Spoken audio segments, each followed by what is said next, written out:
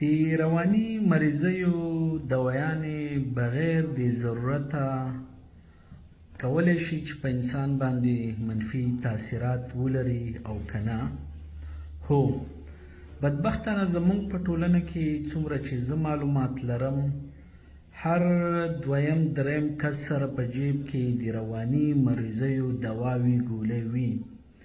چې پوښتنه وکړي دا دې ولې اخیستې، وایي دا مې خوب دپاره اخیستې، ځکه خوب دپاره دي.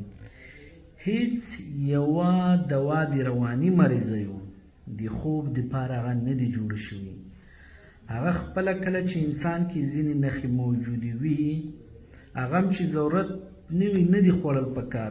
کله چې شروع کوي باید ته یو متخصص لیدلی وي. متخصص په اوله جلسه کې تا سره باید حد اقل 1 ساعت خبرې کړي وي، تا نه پوښتنې کړي وي. بیا که ضرورت وي بیا نو یو دلیل کیدی شي چې شروع کړي. هغه بیا بله بدبختي زموږ په ټولنه کې چې ده، یا ځینې ډاکټران خاص کرم پاکستان کې هم افغانستان کې